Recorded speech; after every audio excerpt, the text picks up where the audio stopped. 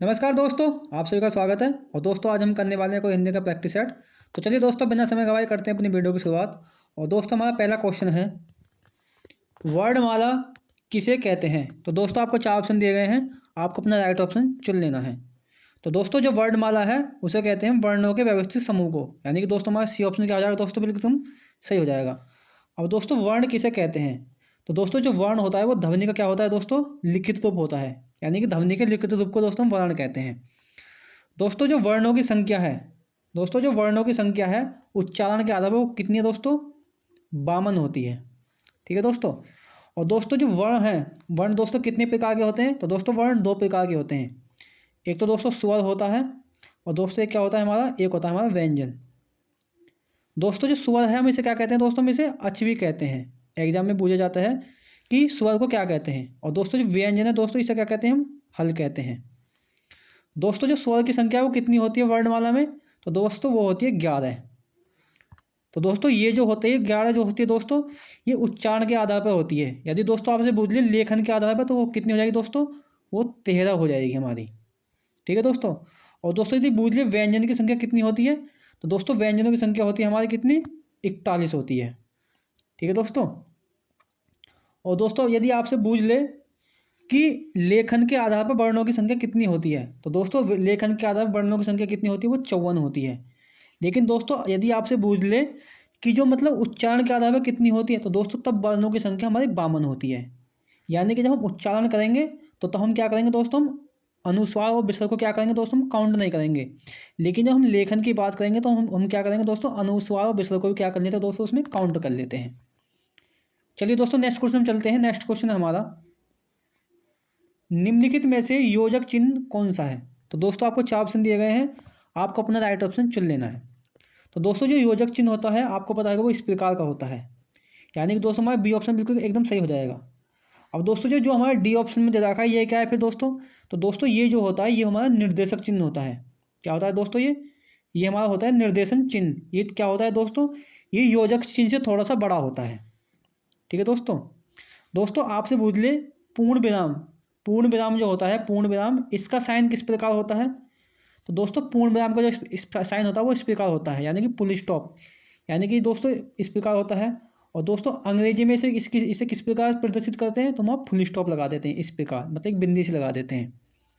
दोस्तों आपसे पूछ ले अर्ध विराम, अर्ध विराम का साइन किस प्रकार होता है। जो अर्ध विराम का अर्ध विराम चिन्ह होता है वो किस प्रकार होता है, तो दोस्तों वो इस प्रकार बिंदी लग के नीचे कॉमा सा लगा हुआ होता है उसमें। ठीक है दोस्तों। और दोस्तों आपसे पूछ ले अल्प विराम, अल्प विराम का चिन्ह किस प्रकार का होता है, अल्प विराम। तो दोस्तों अल्प विराम का जो होता है वो होता है कॉमा की तरह होता है।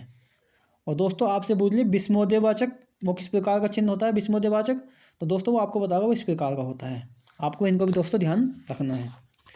चलिए दोस्तों नेक्स्ट क्वेश्चन चलते हैं। नेक्स्ट क्वेश्चन है हमारा, निम्नलिखित में से शुद्ध शब्द है। तो दोस्तों आपको चार ऑप्शन दिए गए हैं, आपको अपना राइट ऑप्शन चुन लेना है। तो दोस्तों जो इसमें जो हमारा शुद्ध शब्द हो जाएगा, यानी कि हमारा जो सी ऑप्शन है दोस्तों बिल्कुल बिल्कुल एकदम सही हो जाएगा। यानी कि जो हमारा पूजनीय है वो इस प्रकार लिखा जाता है, ना तो वो आधा जय लिखा जाता है और ना ही दोस्तों इसमें क्या होती है, इसमें बड़े ऊ की मात्रा होती है ना कि छोटे ऊ की मात्रा।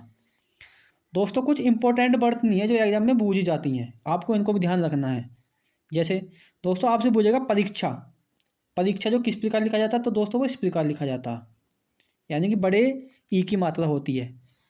दोस्तों आपसे पूछ ले अनधिकार, अनधिकार बहुत पूछा जाता है एग्जाम में, तो वो किस प्रकार लिखा जाता है दोस्तों, वो इस प्रकार लिखा जाता है, यानी कि अनधिकार, मतलब आगा डंडा नहीं होता इसमें, आ नहीं होता है इसमें, ए पे अनार वाला आ होता है इसमें, छोटा आ होता है। दोस्तों आपसे पूछ ले अंत्याक्षरी, तो अंक की बिंदी होती है और आदित्य और ये आ अदो दोस्तों क्या होती है इसमें, छः अदय ही होती है, क्या होती है, छदी, अंत्याक्षरी। इस प्रकार हमारा क्या लिखा जाता है दोस्तों, अंत्याक्षरी लिखा जाता है। दोस्तों पूछ लिया आशीर्वाद, आशीर्वाद की शुद्ध वर्तनी क्या होएगी। तो दोस्तों आशीर्वाद की जो शुद्ध वर्तनी होएगी वो किस प्रकार होगी दोस्तों, वो इस प्रकार होएगी, इस प्रकार लिखा जाता है हमारा आशीर्वाद। दोस्तों ये जो मैं आपको करा रहा हूँ ना, ये एग्जाम में आए हुए हैं, आपको इनको ध्यान से देखना है थोड़ा सा। दोस्तों पूछ लिया उज्ज्वल की सारी वर्तनी क्या होएगी। तो दोस्तों उज्ज्वल हमारा किस प्रकार लिखा जाता है, इस प्रकार लिखा जाता है। आपको दोस्तों इन्हें भी ध्यान रखना है। चलिए दोस्तों नेक्स्ट क्वेश्चन में चलते हैं। नेक्स्ट क्वेश्चन है हमारा, सर्वनाम के कुल कितने भेद होते हैं? तो दोस्तों आपको 4 ऑप्शन दिए गए हैं, आपको अपना राइट ऑप्शन चुन लेना है। तो दोस्तों जो सर्वनाम के भेद हैं वो कितने होते हैं? तो दोस्तों वो होते हैं 6, यानी कि दोस्तों हमारा बी ऑप्शन बिल्कुल एकदम सही हो जाएगा। अब दोस्तों 6 जो भेद हैं वो कौन कौन से होते हैं? तो दोस्तों पहला जो होता है वो होता है हमारा पुरुषवाचक। कौन सा होता है दोस्तों? पुरुषवाचक होता है। पहला होता है हमारा पुरुषवाचक। दूसरा होता है दोस्तों हमारा निश्चयवाचक। कौन सा होता है दोस्तों? निश्चयवाचक होता है। तीसरा दोस्तों होता है हमारा अनिश्चयवाचक। अनिश्चयवाचक। चौथा दोस्तों हमारा कौन सा होता है? चौथा दोस्तों हमारा होता है प्रश्नवाचक। चौथा होता है दोस्तों हमारा प्रश्नवाचक। और दोस्तों पांचवा कौन सा होता है? तो वो दोस्तों पांचवा होता है संबंधवाचक। और दोस्तों छठा कौन सा होता है हमारा? छठा दोस्तों होता है हमारा निजवाचक। निजवाचक। ये दोस्तों हमारे संज्ञा के दोस्तों कितने 6 भेद होते हैं। दोस्तों यदि आपसे पूछ ले सर्वनाम शब्दों, जो दोस्तों सर्वनाम शब्द की संख्या कितनी होती है? तो दोस्तों सर्वनाम शब्दों की संख्या होती है 11। दोस्तों सर्वनाम किसे कहते हैं?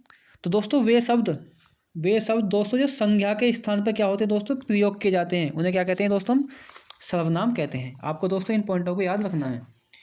चलिए दोस्तों नेक्स्ट क्वेश्चन में चलते हैं। नेक्स्ट क्वेश्चन हमारा समूहवाचक शब्द है। तो दोस्तों आपको 4 ऑप्शन दिए गए हैं, आपको अपना राइट ऑप्शन चुन लेना है कि दोस्तों इन 4 ऑप्शन में से कौन सा समूहवाचक शब्द है। तो दोस्तों जो सेना है वो क्या है दोस्तों? एक समूहवाचक शब्द है, यानी कि दोस्तों बी ऑप्शन में क्या हो जाएगा? बिल्कुल एकदम राइट हो जाएगा। अब दोस्तों अन्य समूहवाचक शब्द है, कुछ इंपॉर्टेंट समूहवाचक शब्द है जो एग्जाम में पूछे जाते हैं। जैसे आपसे बोलिए टीम, तो दोस्तों टीम भी एक समूहवाचक शब्द है। सभा, सभा भी क्या होती है दोस्तों? एक समूहवाचक शब्द है। और दोस्तों वेरी वेरी इंपॉर्टेंट जो एग्जाम में बिल्कुल आने की बहुत ही मतलब चांस है, पुस्तकालय। पुस्तकालय क्या हो जाएगा दोस्तों? पुस्तकालय। ये भी क्या होता है दोस्तों? हमारा समूहवाचक शब्द होता है। दोस्तों परिवार, परिवार भी कौन सा है दोस्तों? परिवार भी एक समूहवाचक शब्द है।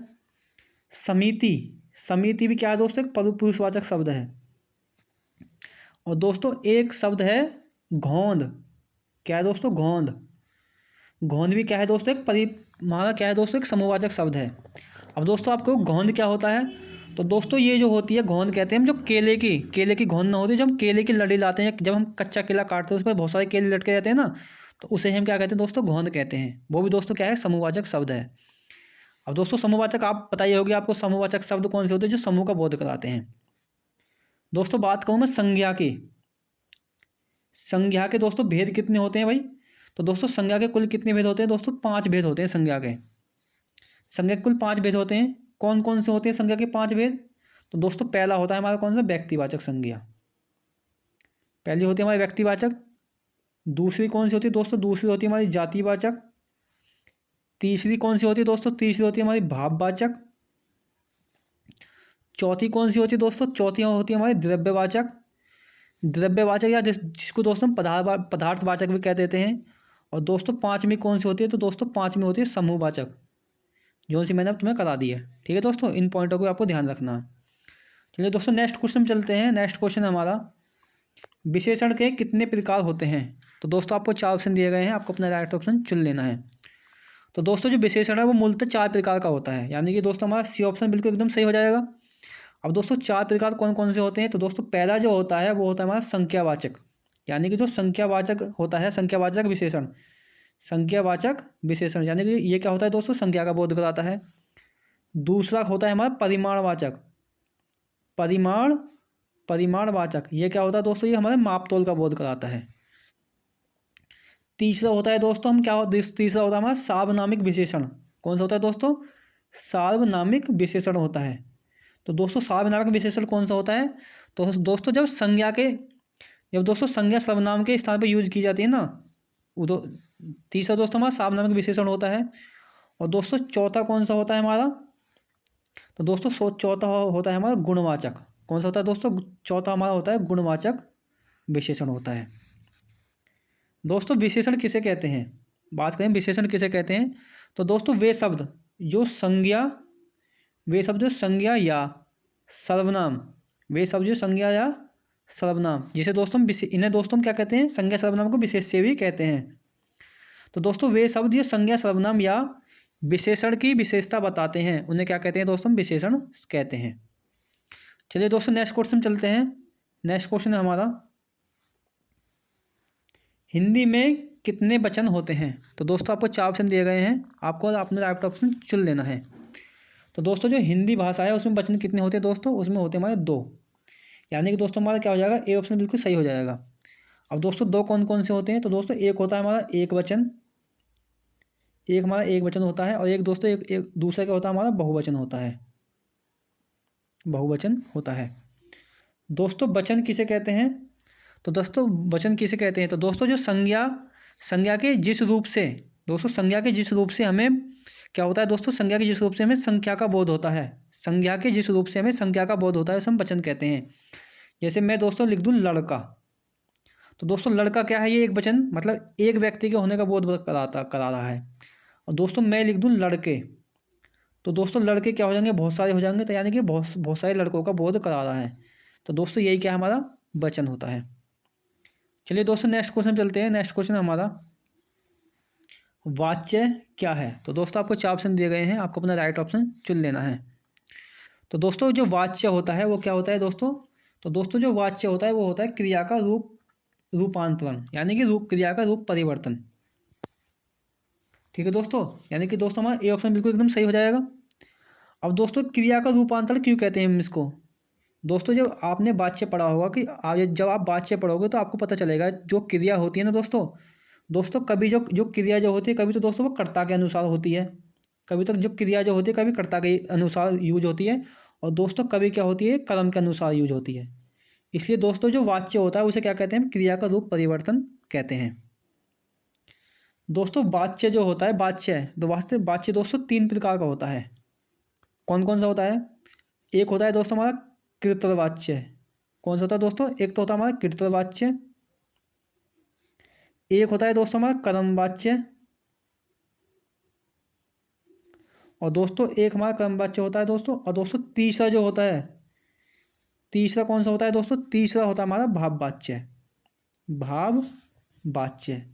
दोस्तों आपको इन पॉइंटों को भी याद रखना है। चलिए दोस्तों नेक्स्ट क्वेश्चन चलते हैं। नेक्स्ट क्वेश्चन है हमारा, और दोस्तों वीडियो पसंद आ रही हो तो इसको एक लाइक कर देना, और दोस्तों चैनल पर नहीं तो चैनल को भी सब्सक्राइब कर लेना। और दोस्तों जो मैं आपको कुछ बताता हूँ आपको ये समझ में आता है या नहीं आता, आपको इसके बारे में मुझे कमेंट में बताना है, ठीक है दोस्तों। यदि मैं वैसे ही आपको वैसे ही मैं मेहनत कर रहा हूँ आपके पीछे। दोस्तों अगला क्वेश्चन हमारा, कारक के भेद हैं, कारक के भेद हैं। तो दोस्तों आपको 4 ऑप्शन दिए गए हैं, आपको अपना राइट ऑप्शन चुन लेना है। तो दोस्तों जो कारक के भेद हैं वो कितने होते हैं दोस्तों?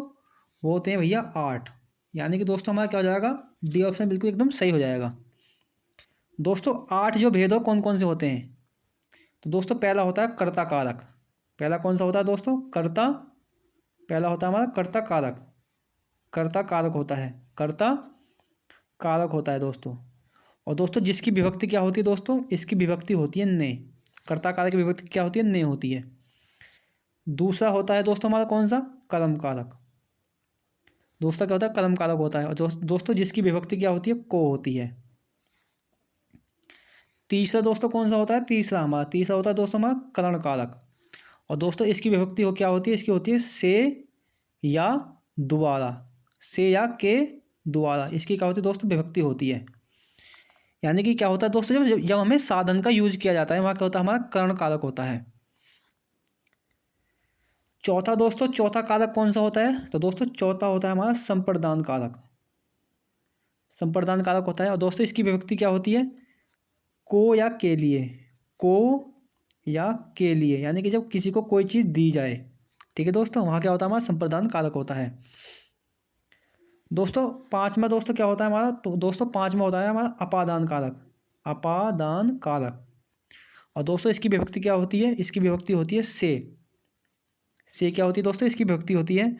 और दोस्तों इसकी जो पहचान होती है, इसकी पहचान होती है अलगाव, जब कहीं किसी चीज़ का बिछड़ना पाया जाए या कहीं कहीं गैप दिखाई दे, तो वहाँ कौन कौन सा कारक होता है दोस्तों? हमारा अपादान कारक होता है। जैसे दोस्तों गंगा हिमालय से निकलती है, तो दोस्तों क्या, जब गंगा हिमालय से निकलती है तो वहाँ क्या बन जाता है? एक गैप बन जाता है, यानी कि अलगाव हो जाता है वहाँ पर। छठा कारक दोस्तों कौन सा होता है हमारा? दोस्तों छठा कारक होता है हमारा संबंध कारक। कौन सा होता है? संबंध कारक होता है। और दोस्तों इसकी विभक्ति होती है क्या, कौन कौन सी होती है, तो इसकी दोस्तों 9 विभक्तियाँ होती हैं इसकी। का, के, की, और दोस्तों ना, ने, नी, और दोस्तों रा, रे, री। ये क्या होती है दोस्तों, इसकी विभक्ति होती है संबंध कारक की। अगला है दोस्तों हमारा कौन सा 7वां कारक होता है दोस्तों हमारा अधिकरण कारक। अधिकरण कारक। और दोस्तों ये जो इसकी विभक्ति क्या होती है, इसकी विभक्ति होती है में या पर। और दोस्तों लास्ट और अंतिम कारक कौन सा होता है, 8वां दोस्तों होता है हमारा कौन सा, संबोधन कारक। संबोधन कारक। और दोस्तों इसकी विभक्ति क्या होती है, तो दोस्तों इसकी जो पहचान होती है वो क्या होती है, हे।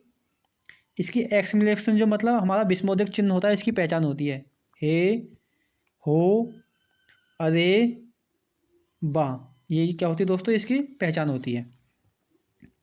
दोस्तों जो कारक होता है दोस्तों, कारक इसे हम क्या कहते हैं दोस्तों, कारक को हम परिसर्ग भी कहते हैं। आपसे एग्जाम में पूछ सकता है कि परिसर्ग किसे कहते हैं, तो दोस्तों या आपसे पूछ सकता है कि कारक को अन्य किस नाम से जाना जाता है, तो दोस्तों परिसर्ग के नाम से भी जाना जाता है। चलिए दोस्तों नेक्स्ट क्वेश्चन चलते हैं। नेक्स्ट क्वेश्चन हमारा, उपसर्ग किसे कहते हैं। तो दोस्तों आपको 4 ऑप्शन दिए गए, आपको अपना राइट ऑप्शन चुन लेना है। तो दोस्तों उपसर्ग क्या होते हैं, तो दोस्तों उपसर्ग होते हैं शब्दांश, यानी कि हमारा ए ऑप्शन क्या हो जाएगा, बिल्कुल सही हो जाएगा। दोस्तों शब्दांश जो होते हैं यानी कि शब्द प्लस अंश, यानी कि 2 शब्दों से मिलकर बना हुआ है, यानी कि क्या होते हैं दोस्तों, शब्द का अंश होते हैं, मतलब हिस्सा होते हैं। और दोस्तों शब्दांश जो होते हैं ये क्या होते हैं दोस्तों, जो मूल ये दोस्तों मूल शब्द के साथ जुड़कर, दोस्तों शब्दांश का अपना कोई अर्थ नहीं होता है, लेकिन ये मूल शब्द के साथ, ये क्या होते हैं दोस्तों, मूल शब्द के साथ जुड़कर उसके अर्थ में परिवर्तन कर देते हैं। इन्हें क्या कहा जाता है दोस्तों, शब्दांश कहा जाता है। नेक्स्ट क्वेश्चन चलते हैं दोस्तों। नेक्स्ट क्वेश्चन है हमारा, मक्षिका किसका तत्सम शब्द है। तो दोस्तों आपको 4 ऑप्शन दिए गए हैं, आपको अपना राइट ऑप्शन चुन लेना है। तो दोस्तों जो मक्षिका है वो किसका तत्सम शब्द है, तो दोस्तों वो होता है मक्खी का, यानी कि दोस्तों ए ऑप्शन बिल्कुल हमारा क्या हो जाएगा, बिल्कुल सही हो जाएगा। ठीक है दोस्तों। दोस्तों यदि आपसे पूछे मक्खी मक्खी सॉरी दोस्तों यदि आपसे पूछे मट्टी, मट्टी का तत्सम क्या हो जाएगा दोस्तों, तो दोस्तों मट्टी का जो तत्सम शब्द क्या हो जाएगा, वो हो जाएगा मृत्तिका। मृत्तिका हो जाएगा। ठीक है दोस्तों। दोस्तों मछली का तत्सम क्या हो जाएगा, तो दोस्तों मछली का तत्सम क्या होता है दोस्तों, वो क्या होता है, मत्स्य होता है। क्या होता है दोस्तों, मत्स्य होता है। दोस्तों मच्छर का क्या होता है दोस्तों, तो दोस्तों मच्छर का क्या होता है दोस्तों, मत्सर होता है, मत्सर। क्या होता है दोस्तों, मत्सर होता है। और दोस्तों यदि आपसे पूछ ले कि मक्खन मक्खन मक्खन का तत्सम क्या हो जाएगा, तो दोस्तों मक्खन का तत्सम क्या होता है, वो होता है मरक्षण। मरक्षण। दोस्तों आपको इनको भी याद रखना है। चलिए दोस्तों नेक्स्ट क्वेश्चन चलते हैं। नेक्स्ट क्वेश्चन हमारा, चोर का पर्यायवाची शब्द है। तो दोस्तों आपको 4 ऑप्शन दिए गए हैं, आपको अपना राइट ऑप्शन चुन लेना है। तो दोस्तों जो चोर का पर्यायवाची शब्द होता है वो होता है खनक, यानी कि दोस्तों ए ऑप्शन क्या हो जाएगा, बिल्कुल हमारा सही हो जाएगा। दोस्तों चोर के अन्य पर्यायवाची कौन कौन से होते हैं, तो दोस्तों चोर के अन्य पर्यायवाची होते हैं रजनीचर। रजनीचर यानी कि रजनी माने क्या होता है दोस्तों, रात, यानी कि जो रात में चलता है।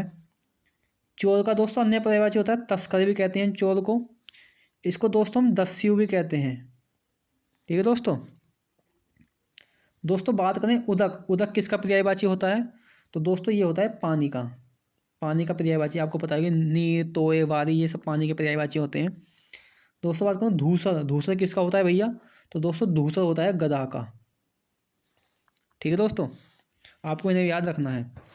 चलिए दोस्तों नेक्स्ट क्वेश्चन चलते हैं। नेक्स्ट क्वेश्चन है हमारा, प्रकाश का विलोम शब्द है। तो दोस्तों आपको 4 ऑप्शन दिए गए हैं, आपको अपना राइट ऑप्शन चुन लेना है।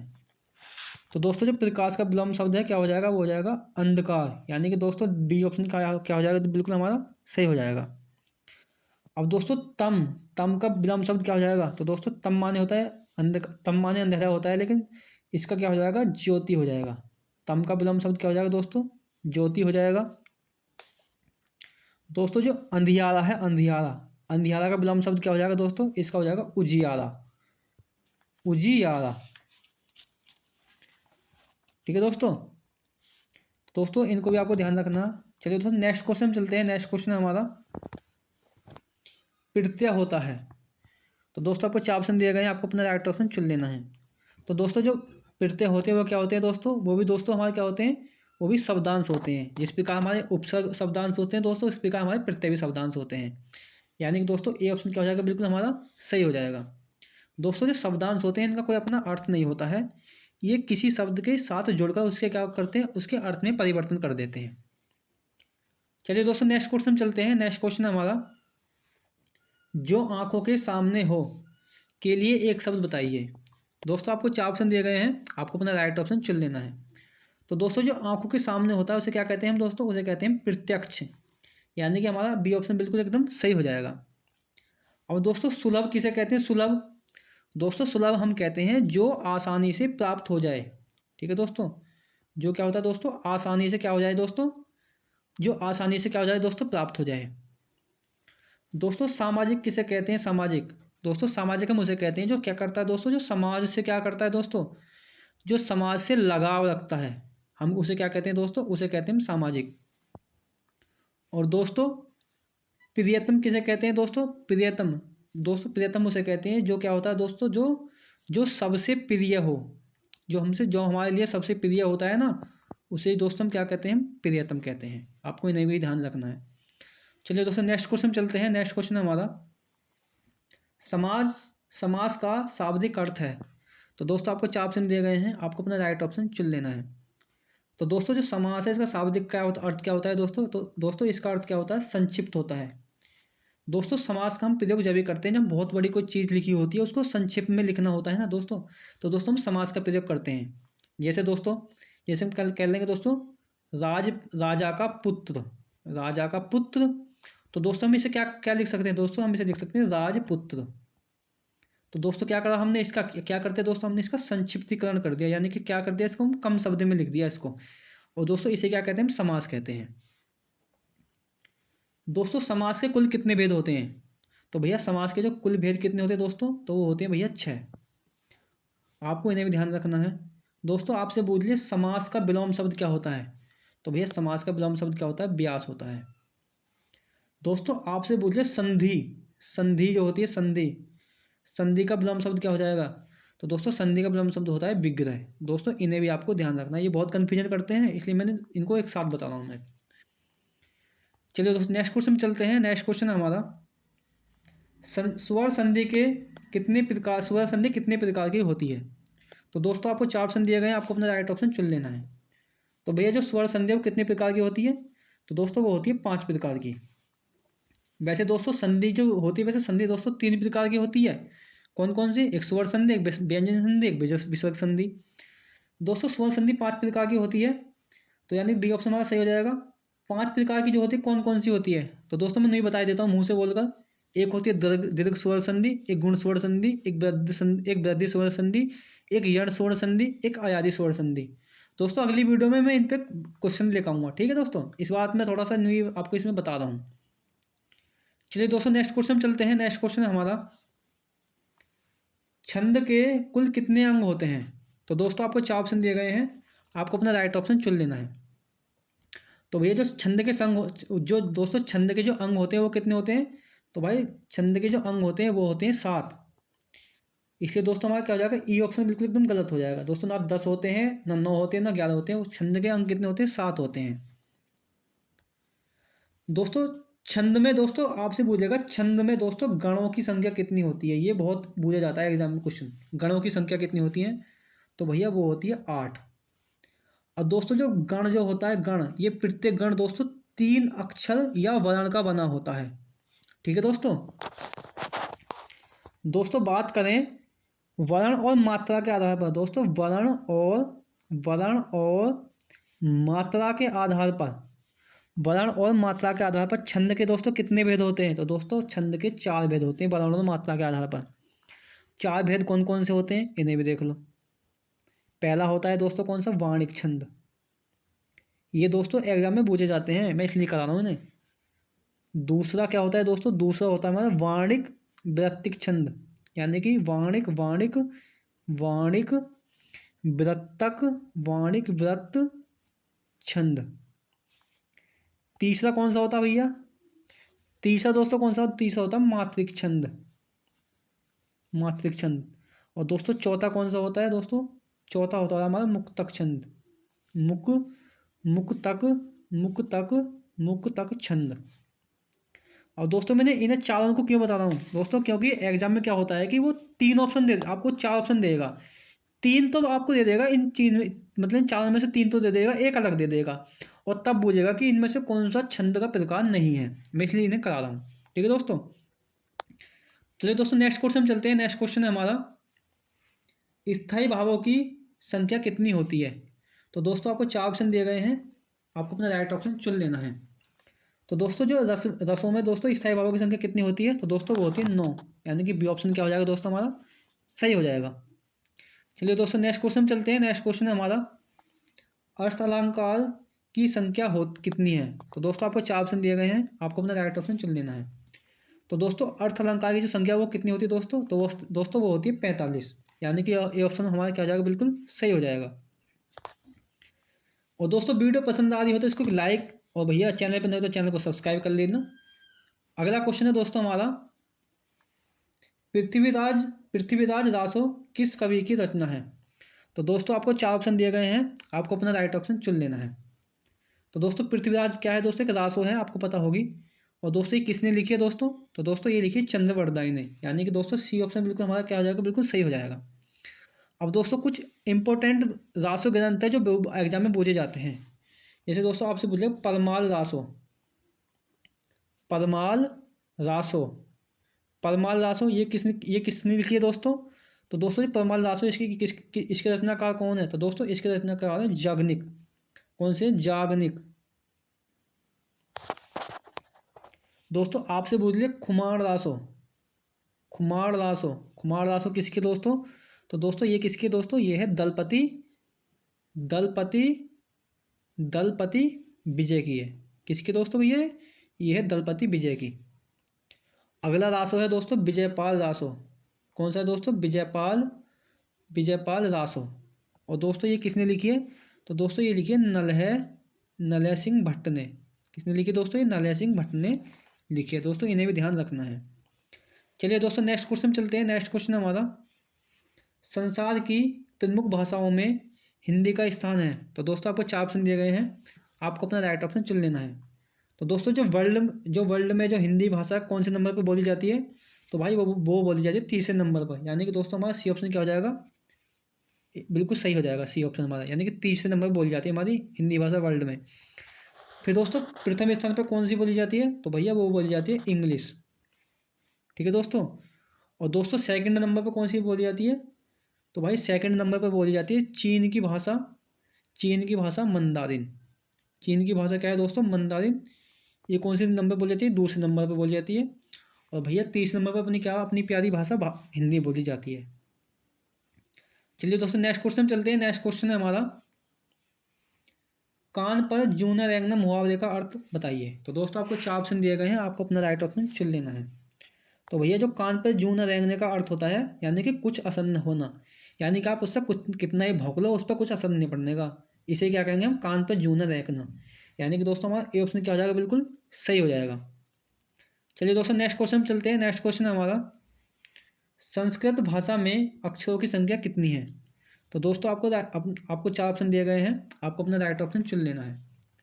तो दोस्तों जो संस्कृत भाषा में अक्षरों की संख्या कितनी होती है? तो दोस्तों वो होती है 49, यानी कि डी ऑप्शन क्या हो जाएगा, बिल्कुल एकदम राइट हो जाएगा। चलिए दोस्तों नेक्स्ट क्वेश्चन चलते हैं। नेक्स्ट क्वेश्चन है हमारा, मानक हिंदी भाषा का विकास किस बोली से हुआ है? तो दोस्तों आपको चार ऑप्शन दिए गए हैं, आपको अपना राइट ऑप्शन चुन लेना है। तो दोस्तों जो मानक हिंदी भाषा है इसका जो विकास किससे हुआ दोस्तों? वो हमारे खड़ी बोली से, यानी कि दोस्तों सी ऑप्शन क्या हो जाएगा, बिल्कुल हमारा सही हो जाएगा। चलिए दोस्तों नेक्स्ट क्वेश्चन चलते हैं। और भैया अगला क्वेश्चन है हमारा, महादेव वर्मा को ज्ञानपीठ पुरस्कार किस कृति में मिला था? और भाई ये आपका क्या है दोस्तों, HW है, यानी कि होमवर्क है। आपको इसका ऑप्शन, आपको इसका जो राइट ऑप्शन है वो हमें कमेंट में बताना है। और दोस्तों वीडियो कैसी लगी एक बार इसे कमेंट में बताना है, और चैनल पर नए को चैनल को सब्सक्राइब कर लेना है, और वीडियो को भाई लाइक कर देना है। और इसका जो मतलब प्रश्न का जो आंसर है वो कमेंट में जरूर बताना है, ठीक है। और दोस्तों ये भी बताना है कि जो ज्ञानपीठ पुरस्कार की जो कृति है इनकी इसको किस सन में मिली थी, मतलब किस सन में इसको मतलब किस सन में मिला था ये, तो इसका भी आपको बताना है। चलिए दोस्तों, मिलते हैं आपसे नेक्स्ट वीडियो में, तब तक के लिए जय हिंद जय भारत।